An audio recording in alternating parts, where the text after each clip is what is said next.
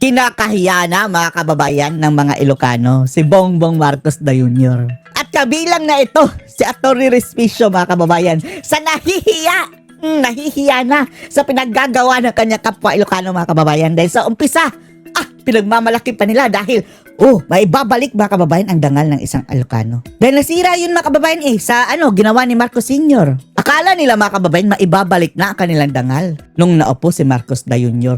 Yun pala, nagnakaw mga kababayan. Diyos ko Lord, si Bangag. Sa una, parang iniintindi pa nila mga kababayan na baka sinisiraan lang talaga. Pero ngayon, kumbinsido na ang maraming Ilocano mga kababayan na bangag talaga ang presidenteng iyan. Sinira niya ang dangal muli na kababayan ng kanyang mga kababayang Ilocano. At pati na rin ang kanyang second chance na i-redeem sana ang kanilang pangalang Marcos mga kababayan. Panoorin niyo po ha. Noong panalo si BBM at saka si Sara at lalo na nung nangangampanya sila, kaming mga Ilocano, ang saya-saya namin Kasi akala ko mariredeem yung pride naming mga Ilocano. Excited kami. Sinira ni Bangag. Please, ang yaman ka naman na siguro, hindi ka na magnanakaw, di ba? Ayusin mo na lang yung Pilipinas. Pa yung mga unang hakbang niya, pinagtatanggol ko pa yun nun Pinagtatanggol ko pa yung wealth fund na yan nun Siyempre, bigyan mo dapat ng tawag nito, wala ka dapat. Pride pa ng Ilocos mga kababayan. Ngayon, Diyos ko, sinuka na. Good intent dapat. I-assume good intent mo dapat siya. Alright, i-defend mo. Ilocano, kapwa ko Ilocano. Alright, i-defend natin. Palay mo, magpapakaayos. Walang iya. Sunod-sunod, puro pagtatakaw pa lang ginagawa. Ilocano. Nasira na naman mga kababayan ang ng Ilocano. Dapat i-redeem Nagdakaw na naman. Tapos hindi nagtatrabaho. Tamad. Para sa ating ekonomiya at para sa ikabubuti ng Tamaders. ating bansa. Bagkus, ano ang kanilang ginawa? Hindi naman kailangan gawin. Bakit mo pinakuha si Duterte? Si Digong papunta doon sa ICC. Kung gusto mo siyang gantihan, sarado ba ang korte natin? Gumagana naman yung prosecutor natin at mga korte. Bangag Puntahan doon. Pero ka ba sama ng loob ng tao? Hello, siya patalo sa'yo. Ano ka nga nung vice president niya Sa tingin mo mananalo kang president kapag hindi kasi namahan ni Sara? Talo nga sa vice president. Ang gagawin mo sa kanya, bakit doon ninyo inuubos ang oras ninyo? Ululers Ngayon ayaw pa rin nilang bumitaw. Kasi yun ang marka ng isang mahirap na leader. Kasi si BBM, walang vision. Siguro hindi nagpapam sa utak niya na I can do great things. Ang ginawa lang niya, upo. Uupo lang siguro siya ng upo kay Romualdez. Itong si Romualdez gusto maging presidente. Durugin na natin si Sara, durugin natin mga Duterte para wala akong kalaban sa 2028. Opo naman ng opo itong mahina nating president. Pero walang ginagawa. Wala rin ginagawa para sa ekonomiya. Kaya hindi na nakakapagtaka ngayon na ang lahat ng resources at energy at atensyon ng ating gobyerno ay nasa pandurog ng kanilang kalaban. Hindi na ginagawa. Hindi na trabaho. True to their nature, ganun naman talaga sila. Wala silang kwentang mga leader ng ating bansa. Correct. Ngayon, sabi nila Atty. Respicio ganito, ano pa ang silbi ng Senate impeachment trial at ng plenary ng Kongreso kung mag-mini trial na sila Luistro at sila Ridon? Hinuha na yun nila mga kababayan yung responsibilidad na mag-trial. Another na naman yan mga kababayan, grounds sa Korte Suprema. At ang mga tauhan ni Romualdez doon, sa tauhan ni tingin mo, Tamba, Atty., ang purpose Marcos nito ay para lang talagang simulan ang atake ng dirty propaganda operations versus the Vice President rather than complying. Sa tingin natin mga kababayan alam nila na tagilid sila sa Senado mga kababayan. Kaya ang ginagawa na lang nila, mag-trial tayo ng atin-atin dito. Magpasampi na tayo ng sa gayon mga kababayan, makakuha sila ng mga ebidensya. Sila na mismo mga kababayan ang parang mag-audit kay Sara. To the submission of a report to the plenary, hindi yun ang layunin nila. Ang layunin nila, hindi man magtagumpay sa Senado, durugin na natin durugin na. Sa kapulungan na ito, si Sara Duterte, ang problema nila, Atty. Respicio, hindi pumayag si Sara Duterte na magpa-ambush sa loob ng House of Representatives. So sa tingin mo, Atty., may silbi pa ba ang plenaryo kung mag-mini-trial na sila Luistro dyan at may silbi mini pa ba? trial. Ang Senate Impeachment Court, ipinatawag na nila si Trillanes. Ayan, si Trillanes na naman mga kababayan, ang star witness ng mga buwisi. Madriaga. Lahat Madriaga. nagsasalita si Rufus Rodriguez. Your take on that, Attorney? Bala sila, magdadadak sila doon. May sinabi mo na trial by publicity, yung ginagawa nila. At yun naman ang ginagawa nila simula nung umpisa. Ang tanong, meron ba silang positive publicity na nakukuha? Wala naman eh. Wala. Lalo silang nasisira. Lalong nasisira. Puro troll lang naman nila ang nagko-comment ng maayos para sa kanila kasi bayad din yung mga iyon eh. Tapos ang sabi ni Toby Tiangco, mga kababayan, na nagtatrabaho, tauhan ni Sandro Marcos, mga kababayan, ang mastermind yan sa troll. Yung handler, mga kababayan, ng mga vloggers at yung mga AI, mga bots na binabayaran nila na mag-atake kay Sara at purihin ang mga bangag. Nasa opisina ni Sandro, sabi ni Tiangco. Mga sarili lang nila. Kung titignan mo yung pulso ng Pilipino ngayon, kahit pupunta ka sa Solid North, kahit sa Solid North. Kahit pumunta ka sa Solid North. Kahit pumunta ka sa Ilocano. Taga Solid North yan, mga kababayan, ha? Wala nang Solid North. Si Chavit nga, pumalas na. Probinsya namin, pag tanong ay Sara, hindi nila gusto yung ginagawa kay Sara. Kasi obvious na hinaharas lang siya. Although marami pa rin nagmamahal kay BBM. Bangag, Yung mga na lang yan, mga kababayan, mga hibang. Yung mga, naiintindihan natin ang mga kriminal, mga kababayan, at saka mga kurakot, mga sindikato. Talagang, I love BBM yan lahat dahil nakikinabang sila eh. Pero itong mga taong, mga kababayan, na ordinaryong tao, tapos wala silang mapapala kay BBM, pero I love BBM pa rin. Mga hibang, mga bulag, nagbulag-bulagan. Ninanakawan na kayo. Ulul lang kayo, ulul ang mga taong ito. Pero at the same time, mahal din nila si Sara. Okay? Hindi porket. Hindi. Ang naintindihan natin kung loyal sila ng Marcos Sr., mga kababayan. Marcos Sr. yun. Ibigay na lang natin yan sa kanila. Pero si De Junior, ay Diyos ko, kung supporter ka pa rin ng De Junior ngayon, mga kababayan, sa mga panahon ito, ulul ka na lang talaga. May sentiment sila kay BBM, I hate na sila si Sara. It's not one or the other. They're both. It's one and the other. So, ibig sabihin, malinaw ang moral question. Alam ng taong bayan na ang totoong question dito is, hinaharas ba si BP Sara o hindi? Inaabuso ba ang kapangyarihan ng gobyerno o hindi? At kababayan ito ni BBM, mga kababayan, na Ilocano, taga Norte. Tingnan nyo na lang. Pati si Chavit, taga Norte. Sinusuka na si Bangag. Samantalang si VP Sara sa Mindanao, 97% mga kababayan ang trust rating ni VP Sara sa Mindanao. Yung 3%, yun lang yung mga adik at mga kriminal. alam nila na mali ang ginagawa kay VP Sara. Kaya ang overall general sentiment sa ating bansa, usapin mo kahit na sinong magsasaka, ayaw nila yung ginagawa kay VP Sara. Kaya kapag ginagawa nila itong trial by publicity, ang nangyayari lang trial Nasisira. by infamy. Isa sila, nagiging infamous na sila, nahihiya lang sila, nakakahiya yung sarili nila dahil nag-echo-echo lang sila at yung mga sumusuporta lang sa kanila ay yung kanilang mga trolls na binabayaran na sila rin binabayaran. mismo ang nagbabayad. So, Sila rin mismo. Andun sa Sandro Marcos, mga kababayan. sino ang linoloko nila?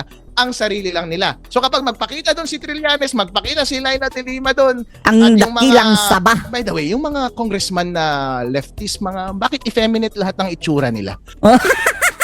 Pero anyway, Mga reject.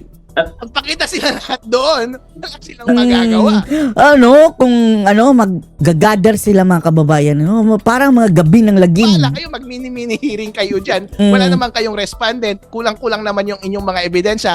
In the meantime, ang taong bayan ay ayaw ang ginagawa ninyo. Kasi halata naman na yung pinakamalaking buhaya na si BBM at ang kanyang Marcos. makinarya ng pagnanakaw sa ating bansa, trilyon, trilyon ay hindi ninyo pinapansin. Hindi nyo maloloko ang taong bayan. Hindi nyo at kami this point, maloloko, kahit bangag. sabihin natin, match ng Philippine politics ay trial by publicity lang naman yan. At naglalaro lang tayong lahat dito sa laro na ito. Medyo masaya tayo kasi kahit pa paano ay nananalo tayo. I think panalo tayo at this point, medyo panalo tayo. Pero wag dapat tayo mag-rest on our laurels kasi once na bumitaw tayo, lolokohin na tayo ng mga ito kapag hindi tayo lumaban. Kapag tumahimik ka, Oo nga, mga kababayan. Ang napakalakas sa panlaban natin sa kanilang kasinungalingan ay ang katotohanan, mga kababayan. Eric, kapag tumahimik ako at kapag hindi lumaban si VP Sara, patay tayo dyan. Hawak na nila ang narrative. Wala nang nag-comment, wala nang nag-post. Doon sa social media, wala na lahat kasi pati media hindi na rin nagpo-post in our favor kasi bayad din yung mga yun eh. Pati na mga social media, mga kababayan, andun na. Kanila lang mga kababayan, hawak na nila sa maleta na nila. Kapag hawak na nila ang buong narrative, patay na tayo dyan kasi baka matuloy na yung impeachment, wala nang pushback mula sa mga yung mga gustong magpa-re-elect na congressman at senator. Tama. Smooth na sila sa House, smooth na rin sa Senate. Babagsak na si Sara. Kaya mga kababayan ko, kapag mahalin nyo si VP Sara, tuloy lang dapat ang laban. Ginagawa po nila lahat para mapatahimik ang lahat ng nasa side ni VP Sara. Itong si Ka Eric, ang daming kaso. At Ang daming kaso na. na Oh. rin niyang magpa-asylum. Pero wag tayong bumayag na mawalan tayo ng Ka Eric Asylum. at Lorraine dito sa Pilipinas. Oh, mabuti si Dr. Lorraine andun na sa Japan. Anong visa ni Pinas! Dr. Lorraine? Dapat kasama pa rin natin silang lumalaban para sa katotohanan at tama at lumaban pa rin dapat tayo. Kaya masaya ako sa status ng ating laban ngayon. Active ang laban, malakas ang ating kalaban. Oy, doktora, Talo kunin mo kami sa Japan. sila sa lahat ng rounds ngayon. Wag lang tayong susuko. Dalhin Hindi mo tayo kami matatalo dyan! hanggang sa uli. Mataas ang confidence ko na malakas ang laban ni VP Sara sa 2028. Attorney, ang hirap sabayan ng energy mo, ha? Ang lakas ng energy ni attorney. Sanay ako sa rally but I cannot catch up sa energy ni Attorney Respicio. Tuloy-tuloy ang birada matalas, malalim.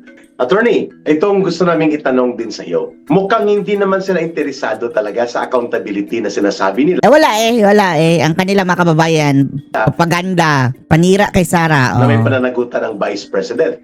Sabi mo kanina, interesado silang tanggalin at ipa-disqualify na si Sara Duterte in any further position sa By hook or by crook?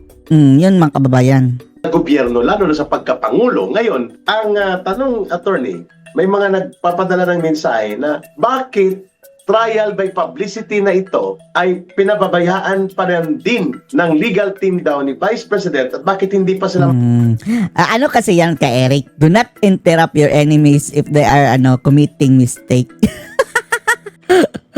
Antayin natin na makumpleto ang kanilang katangahan mga kababayan para isahan na doon sa Korte Suprema. One time, big time ang mangyayari mga kababayan. mag-intervene. Sa tingin mo, premature pa na magpetisyon sa Korte Suprema na nilalabag na naman ang due process at Eh, di ba sina Attorney Torion mga kababayan nagsampa na. Okay na yun for a while. puso ang authority at discretion ng Committee on Justice sa pagkakaroon ng trial by publicity, mini-trial, and lahat ng mga kabulastugan na nagpapakita ng abuso sa kapangyarihan. Sa tingin mo, premature ang gagawin ng legal defense team ng Vice President kung iakyat nila kagad sa Korte Suprema? Yung ginagawa ng legal team ni Vice President ngayon, wala akong problema. Lahat naman ng mga abogado, iba't ibang approach yan sa bawat case. Ang gagaling yan, mga kababayan, yung mga abogado ni VP Inday. Magagaling yan. Yung opinion ko kanina na pwedeng magsampa ng kaso sa Supreme Court para i-question yung tama ba yung pagpasa nila ng sufficiency in substance question, pwede yun. Grave abuse of discretion yun. Ngayon, pati yung mga pagsampinan nila, pwede ulit nilang sampahan yan kasi legal proceedings yung mga yan. Legal practice lahat yung mga yan at pwedeng tignan ng Supreme Court kung inabuso ng members ng komite yung kanilang discretion. Kahit sabihin nilang political question ito, kahit sabihin nilang sui generis, kami bahala, political question na ito Pero it's also a legal question. Hello, kalahati political, kalahati legal. Ibig sabihin, at the minimum, kailangan mo pa rin sundin yung due process, mga kababayan. requirements at hindi mo pwedeng abusuhin ang iyong discretion. Dapat you still operate within the bounds of law. Ang political element lang naman actually ng isang impeachment trial is kapag magde-decide ka na sa substantive guilt or non-guilt ng tao na standing trial. Halimbawa, kapag sinasabi guilty ba siya dito o hindi. Nasa sayo na yun kung i-appreciate mo yung weight ng ebidensya at testimonya. Yun yung political nature. Pero dun sa legal process, legal proceedings, legal steps, legal procedure, hindi mo pwedeng i-political yon. Kaya nga tinawag na legal procedure You're bound by legal procedures at hindi mo pwedeng i-abuse ang iyong discretion sa pag-apply ng legal procedures. Klaro, maganda yung paliwanag ni Atty. Respicio. Bagamat political ang intent, mainly ng impeachment, pero hindi mo pwedeng baliwalain yung sabi ni legal Respicio, ang legal procedures and legal requirements which are fundamental para maging makatotohanan at makatarungan ang proseso ng impeachment. Tama po yun. Paano maging makatarungan yan kung nanggaling yan sa pangbabaluktot ng batas, Mm. pamimilit Bending ng the law. proseso, pangbabaluktot at pang-shortcut ng mga requirements na naka-stipulate sa rules. Maganda yung punto mo kanina ng sinabi mo. Nananalo tayo sapagkat ang taong bayan ay natututo Nasa likod sa nangyayari. natin. Ang mamamayan ay nag-oobserba. The more na nag-aabuso at nagiging hambog at arogante Hambog! itong mga tauhan ni Tambaluslos at ni Marcos, Marcos the is... more po na ang taong bayan ay lumalapit kay Sara Duterte at nagsisimpatya Grabing pananalot mga kababayan no, ni Marcos no, talaga sa Pilipinas.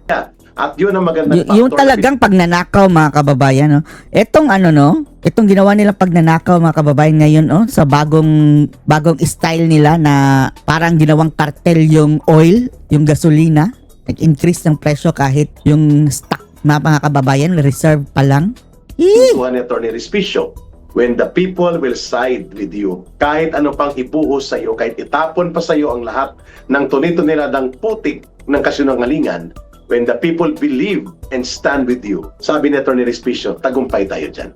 Do you believe in that, attorney? Yeah, buddy. Yeah, Tama yan. Napakaganda nga ng ating talo ka Eric sa energy. practice ngayon ng ating political exercise dito sa Talo ating ka bansa. sa Hindi energy. maganda yung kanilang mga dirty tactics. Oh. Pero maganda lang maglaro na pag natatalo parati ang kalaban. Masarap maglaro kapag nasa tama ka, di ba ka, Eric?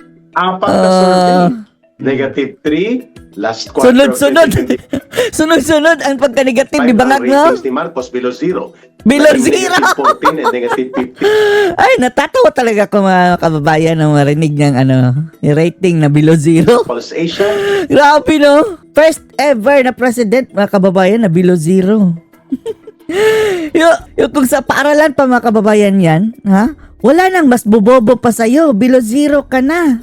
Ko Lord. naging negative 27 sa Publicos Asia, whole cabinet, and Marcos, naging Yung zero nga, pinagtatawanan na. Yung below zero pa.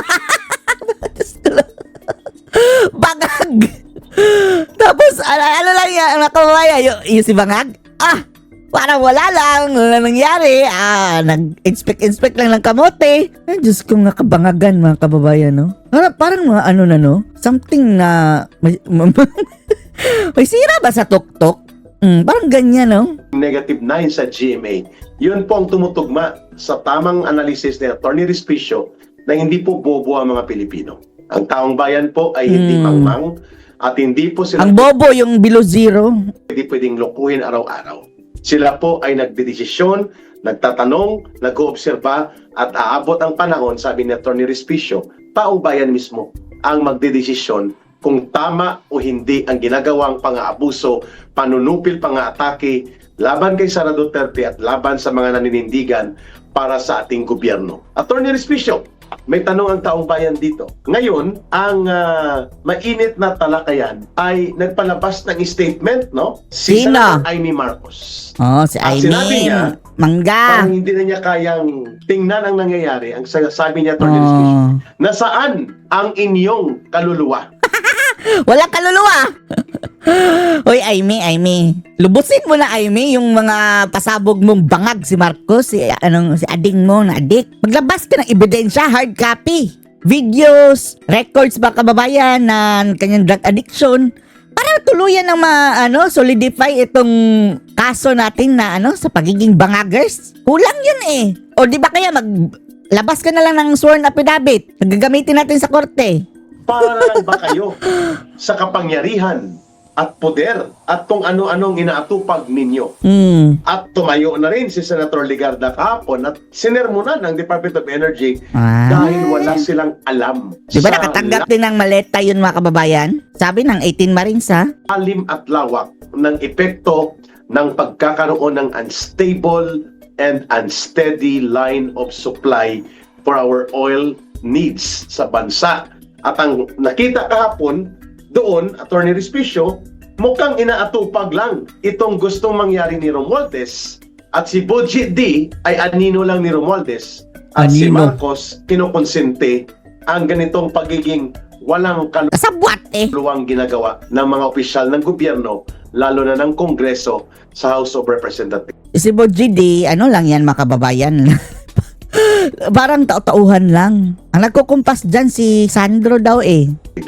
Your take At si ano pa rin, si Romualdez pa rin mga kababayan. Kompleto pa rin ang team. In the shadows sila si Romualdez. on this, attorney, sa epekto nitong pahayag na ito na nagcha-challenge na ngayon, ang traditionally ay hindi po umiimik dito sa ginagawang katarantaduhan ng House of Representatives na mga counterparts sa Senado. Noong panalo si BBM at saka si Sara at lalo na nung nangangampanya sila, kami mga Ilocano, ang saya-saya namin eh. Kasi akala ko mariredeem yung pride naming mga Ilocano. Excited na excited kami. Oh, Sabi sinira ko, ni Bangag. Please, ang yaman ka naman na siguro, hindi ka na magnanakaw, di ba? Ayusin mo na lang yung Pilipinas. Pa yung mga unang hakbang niya, pinagtatanggol ko pa yun nun eh. Nagnakaw. Pinagtatanggol ko pa yung wealth fund na yan nun eh. Siyempre, bigyan mo dapat ng ano, ng tawag nito, wala ka dapat Pride pa ng Ilocos mga kababayan. Ngayon, Diyos ko, sinuka na. good intent dapat. I-assume good intent mo dapat siya. Alright, i-defend mo. Ilocano, kapwa ko Ilocano. Alright, i-defend natin. Malay mo, magpapakaayos. Walang iya. Sunod-sunod, puro pagtatakaw pa lang ginagawa. Ilocano. Nasira na naman mga kababayan ang ano ng Ilocano. Dapat i-redeem eh. Nagdakaw na naman. Tapos hindi nagtatrabaho Tamad. para sa ating ekonomiya at para sa ikabubuti ng Tamaders. ating bansa. Bagkus, ano ang kanilang ginawa? Hindi naman kailangan gawin. Bakit mo pinakuha si Duterte? Si Digong papunta doon sa ICC. ICC. Kung gusto mo siyang gantihan, sarado ba ang korte natin? Gumagana naman yung prosecutor natin at mga korte. Bangag eh. Puntahan doon. Pero kapasama ng loob ng tao. Hello, siya ang patalo sa'yo.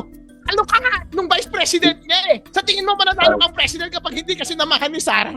Oh, talo nga no? Talo nga sa vice president. Ang gagawin mo sa kanya, bakit doon ninyo inuubos ang oras ninyo? Ululers eh. Hanggang ngayon ayaw pa rin nilang bumitaw. Kasi yun ang marka ng isang mahirap na leader.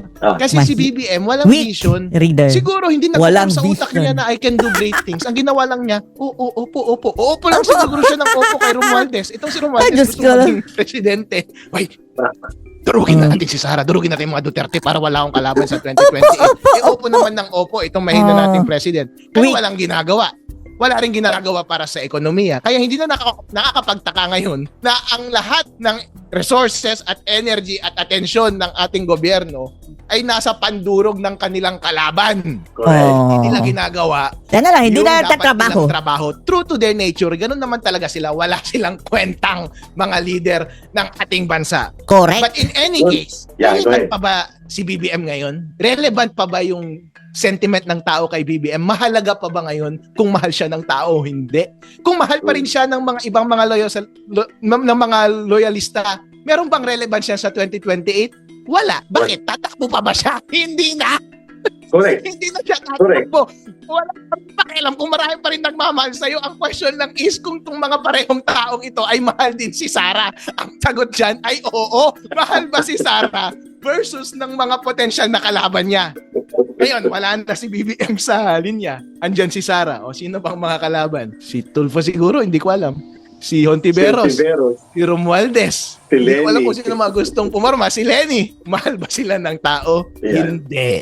So, Correct. mga bossing, futile po ang exercise. Mga bobo talaga kayo. Tamad na nga kayo. Usually magkasama yung characteristic na yun sa isang tao eh. Bobo at tamad. Bobo at tamad. Correct. Instead, nasirain ninyo ang isang frontrunner sa 2028 election para maka-advance kayo, bakit di nyo Tama. na lang i-promote ang sarili ninyo? Agree. Sa pamamagitan ng paggawa ng totoong trabaho ninyo. Yun. Yan ang pinakamagandang promotion. Do what is best for the country and show that you're capable and deliver the action. Yun ang pwedeng pangtapat kay Sara Duterte. Sharply pinuntuhan yun ni Attorney Harold. Tama siya dun. You don't need to destroy. Kasi Attorney, 2 taon na to. 2020 at 3 taon na, grabing buhos ni Romualdez. Pinayagan ni Marcos, grabing buhos sa PR attack. Wala. Tuloy-tuloy pa rin. Si Sara Duterte pa rin attorney eh. Tama ka.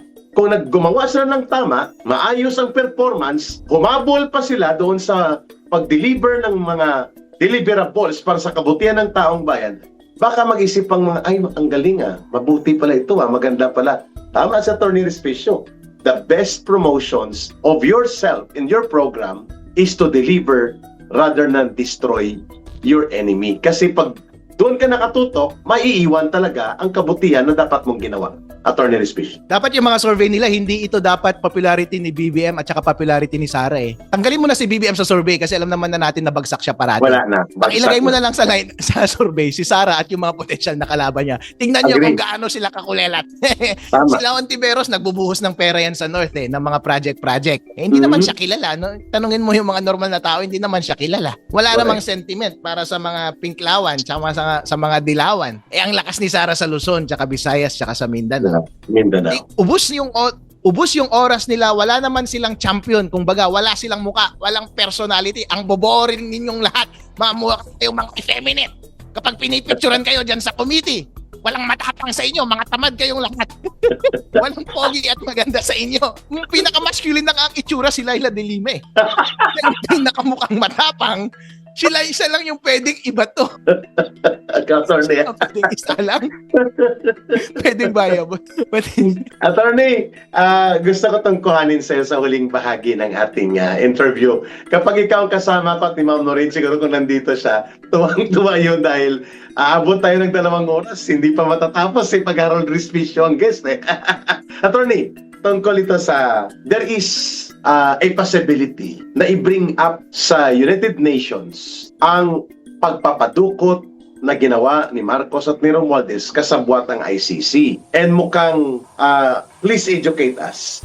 Saan dapat ito itutulog? Kasi ang nakuha kong impormasyon, yung oversight ng ICC ay sa UN Secretary General's Office. This is the first time na ipapakita ng isang bansa, ng isang sovereign country like the Philippines, na ang ICC ay naging instrumento sa pakikipagsabwatan, conspiracy, sa extraordinary rendition at mga illegal na ginawa sa isang bansang soberanya na nagpagamit sa isang gobyerno na namumulitika sa kanyang kalaban sa politika. Attorney, is there a hope for that na magkakaroon ng bigat o impact doon sa layunin nating magkaroon ng positibong output na mapapabilis o mabibigyan ng oportunidad na makakalaya si Pangulong Duterte kapag na-expose sa buong mundo at sa UN ang ganitong kalapastanganang ginawa nila Marcos at ng ICC sa punto de vista mo bilang isang abogado? May hope. Yung mga supranational organizations, katulad ng International Criminal Court, yung mga United Nations, lahat yan, nagsisisulputan lahat yan magkatapos ng World War II. Kasi iniisip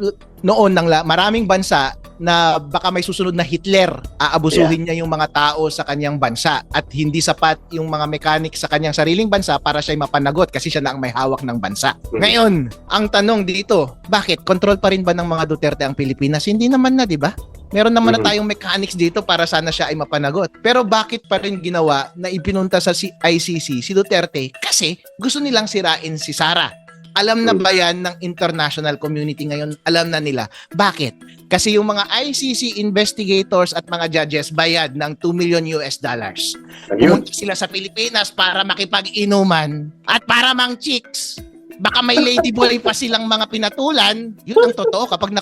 Pag nakausap mo yung mga 18 Marines, totoo yung mga kwento. Tama. Dahil walang credibility ang mga tao na ito. Yung isang judge dun sa ICC na nakaupo ngayon sa kaso ni President Duterte ay sanction sa United States. Ibig sabihin, hindi siya makapunta doon at yung baka may regulation sa kanyang mga assets. Ibig sabihin, kung baga, para siyang persona non grata ng United States dahil isa siyang napakalaking corrupt. Ngayon, dito sa ICC, mahal ba yan ng international community? Hindi yan mahal ng international community. Walang tiwala dyan. Pati ang United States, walang tiwala sa ICC. Bakit? Hindi nga pumirma ang United States doon sa Rome Statutes. Hindi sila parte sa Rome Statute. As a matter of fact, away sila ng ICC. Ayaw nila na merong may mas malakas na body above the United States para ipitin yung mga leader ng United States.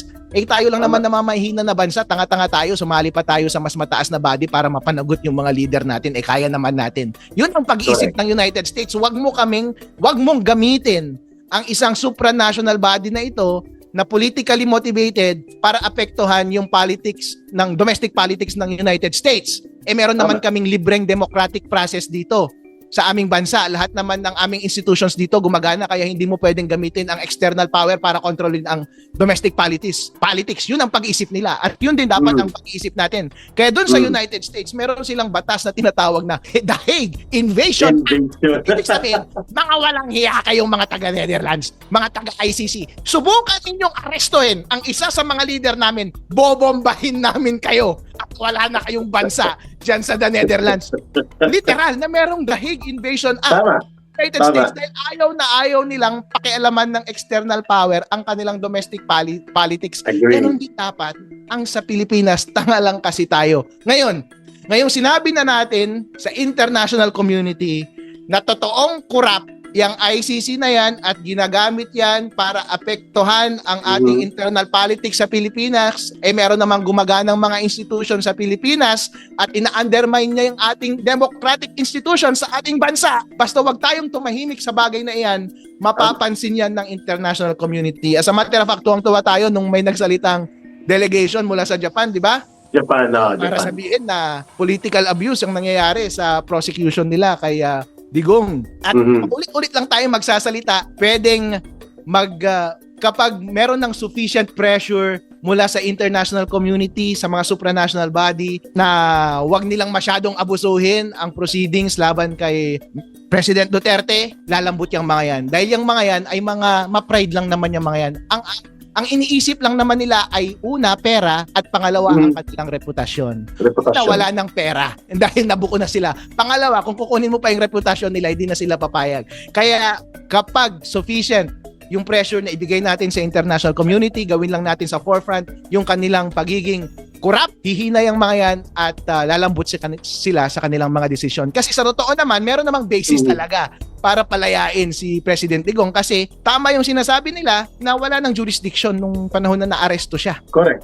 Tama yun, na-discuss ko na yun before. At mali din na dapat yung kanyang pagka-aresto dito sa Pilipinas dapat dumaan sa local courts. So, procedurally and legally may basis ang ICC para palayain agad-agad si President Duterte. Kaya lang nila hindi ginagawa yun ngayon kasi nga bayad sila at akala nila nasa side pa rin nila ang sentiment ng international community.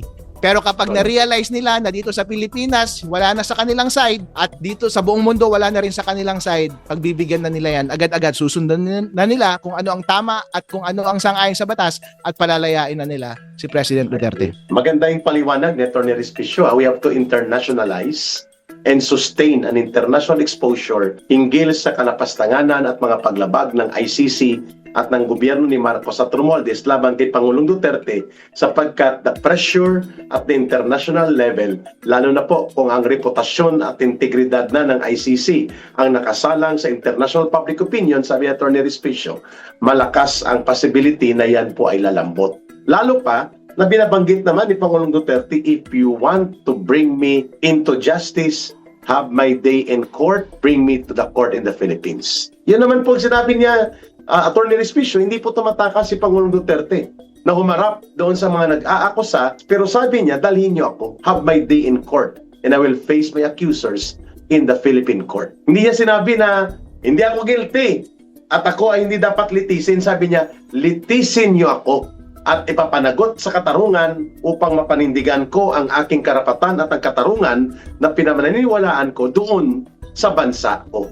Magandang paliwanag na Atty. Respicio na itong mga supernatural bodies nito, yung mga international tribunal na ito, mekanismo ito, sana para matulungan ang mga bansang malaya na lumakas ang kanilang internal na proseso ng batas at katarungan, hindi ito ginagamit para makipagkuntsabahan sa politikang laro ng mga gobyernong nakatayo, kagaya ng ginawa ni Marcos at nila Romualdez. Attorney, it's a very wonderful discussion with you sa Pigwas ng Agila. Your final words for this episode, and we hope na makakasama ka rin sa next episodes and other episodes natin. Mensahe po ninyo sa sambayan ng Pilipino for this episode. Well, I just want to thank you, Kay Eric, for guesting me tonight. And to all the Filipinos, I love you and love Vice President Sara Duterte. Huwag natin siyang bibitawan, yakapin po natin siya hanggang sa huli.